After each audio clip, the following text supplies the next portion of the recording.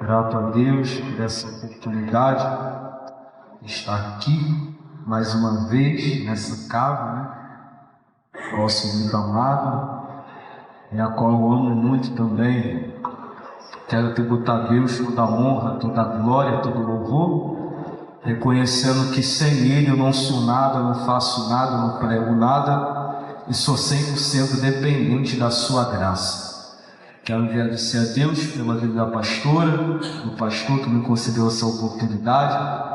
Deus possa abençoar a sua vida, minha esposa, minha cunhada que está aqui, meus amigos que estão ali atrás, pastor Jair, pastor Carla. Que Deus possa abençoar a vida de vocês. Uma responsabilidade quando vocês sentam para me ouvir, né? Uma pressão. Mas eu creio que Deus tem uma palavra profética para a vida de alguém. Localiza sua Bíblia, por gentileza, em Ezequiel, capítulo 37. Prometo não enfeitar nada, ser rápido, objetivo, porque eu creio que Deus tem algo para falar com você nessa noite. Ezequiel, capítulo 37, versículo 1 em diante. Lemos para ganhar tempo. E a mão do Senhor estava sobre mim, e pôs o seu espírito e me levou num vale cheio de ossos. E me levou de um lado para o outro, e pude ver que era enorme e numeroso de ossos no vale, e que os ossos estavam muito secos. E ele me perguntou: filho do homem, estes ossos poderão tornar a reviver? Deus fazendo uma pergunta para Ezequiel. E Ezequiel respondeu: ó soberano Senhor, só tu sabes. E então ele me disse: profetiza a estes ossos e diga-lhe: ossos secos, ouça a palavra do Senhor. Assim diz o soberano, o Senhor, a estes ossos: farei o Espírito entrar em vocês, e vocês terão vida. Porém tendões em vocês, e farei parecer carne sobre vocês, e cobrireis de pele. Porém o Espírito em vocês, e vocês terão vida. E então vocês saberão que eu sou o Senhor. E eu profetizei conforme a ordem recebida. E enquanto profetizava, houve um barulho, um som de chocalho, e os ossos se ajuntaram, osso com os ossos. E olhei, os ossos foram cobertos de tendões de carne e depois de pele, mas não havia neles o Espírito. A seguir ele me disse: profetiza ao Espírito. E profetizei ao homem: diga-lhe, assim diz o soberano, o Senhor: vem desde o quarto vento o Espírito e sopra dentro desses mortos, para que viva. E profetizei, e a ordem recebida, o Espírito entrou neles, e eles receberam vida e se puseram de pé, e era um exército enorme. E você senta glorificando ao nome do Senhor. Existem algumas vertentes dentro desse texto que eu quero compartilhar. Todos nós sabemos que Ezequiel capítulo 37 é um texto clássico para quem lê, né? Se apaixona por esse texto, porque o que Deus faz aqui é algo além que a mente humana possa entender.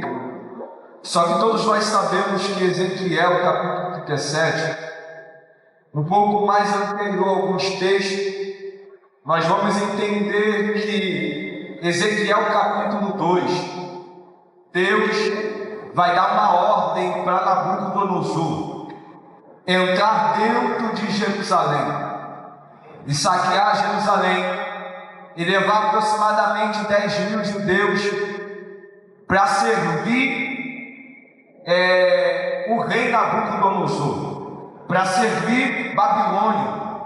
Todos nós sabemos que também isso é um propósito, porque já havia uma promessa perante o povo, mas também um tratar de Deus e mediante ao povo. Porque todos nós sabemos que toda vez que Deus tratava do povo, Ele usava os povos pagãos, Ele usava circunstâncias desfavoráveis que o povo não queria viver, mas só assim Deus fazia o povo voltar para o centro da vontade de Deus. Há quem diga que o povo às vezes era necessário passar por punho de ferro de Deus para que voltasse a voltar a adorar a Deus da forma correta. Então há quem diga que aqui Deus, Ele permite o povo ir para o exílio babilônico, para Deus poder tratar dele. Há quem diga que tem algumas pessoas que Deus tem que tratar dessa forma, porque senão ele não volta para o centro da vontade de Deus. Deus, ele tem que botar algo desfavorável, ele tem que colocar na prova, no deserto, na luta, porque só assim. Porque tem crente que é ruim, gente. Tem crente que só vem debaixo de tempestade, debaixo de guerra, debaixo de luta. Então Deus, por sua bondade e misericórdia, Ele prefere te ver chorando no altar do que te ver sorrindo longe dele. Então nem que Ele tenha te colocar no meio de uma prova para te trazer de volta, para não perder a tua família, e vai te colocar. Então Deus traz o povo para Babilônia.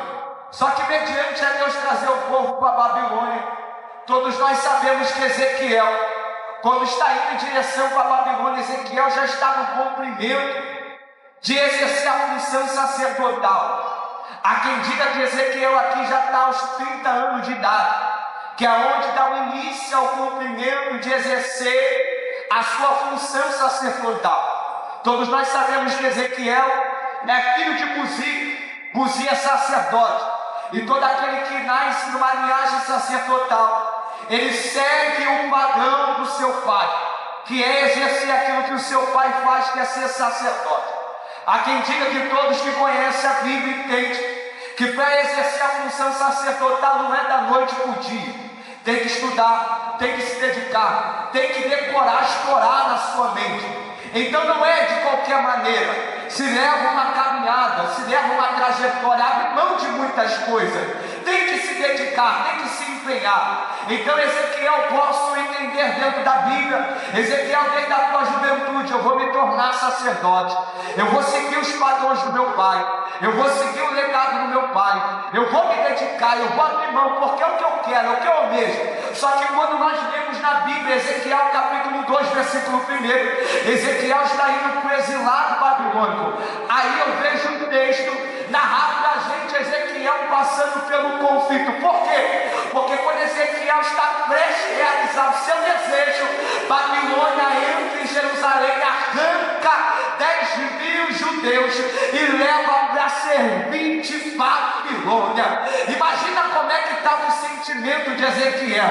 Agora que eu ia exercer a função, eu vou passar por aquilo que eu nunca imaginei que ia passar, ainda por mais coisas que nem eu fiz, o povo que está fazendo, e por conta disso eu vou sofrer a consequência.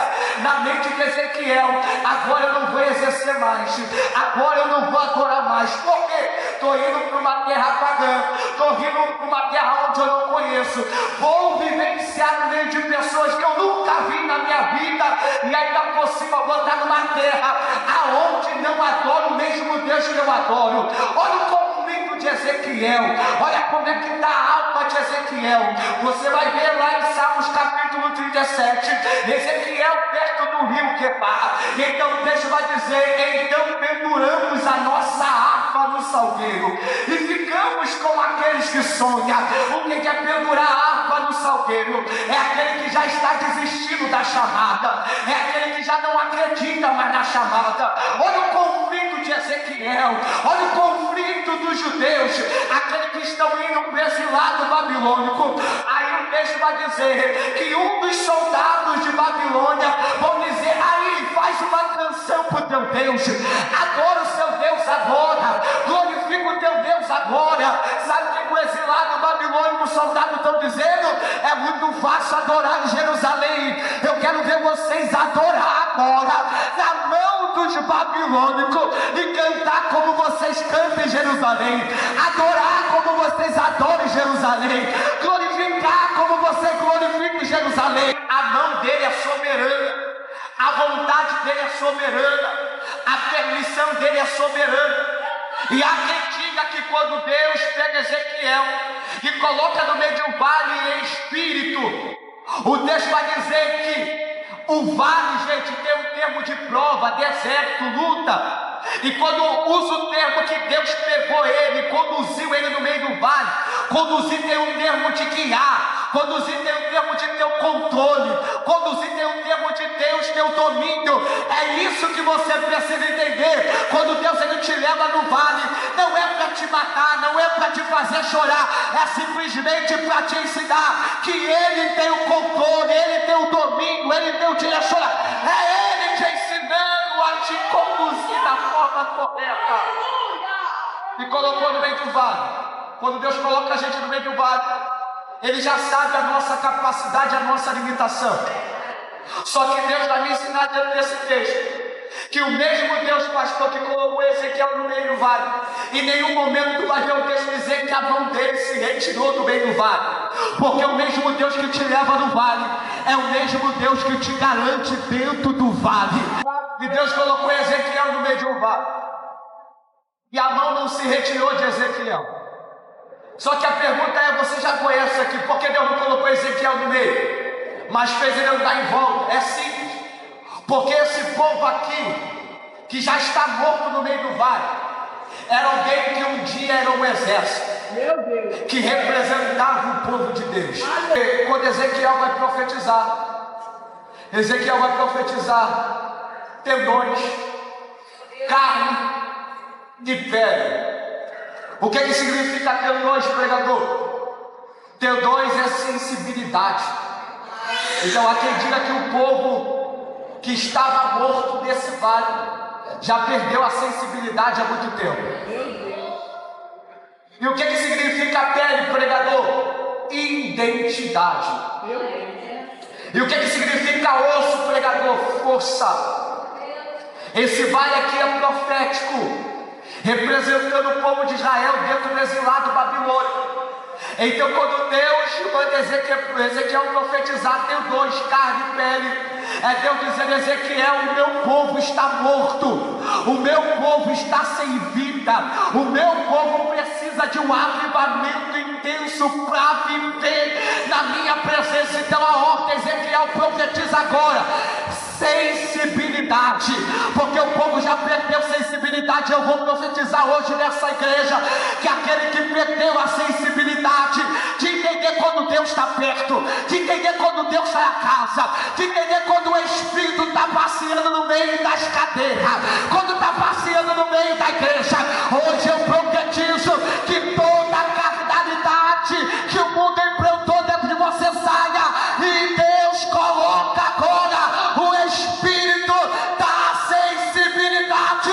Eu profetizo agora, Jesus, eu profetizo agora sensibilidade do teu Espírito. E quando Ezequiel profetizava, ele profetizava pele. E o que é pele? É identidade. Todo aquele que perdeu a identidade hoje vai voltar, para a identidade, vai arrancar a identidade do mundo e vai voltar a ter a identidade de Deus, a identidade do céu, a identidade do eterno. E ossos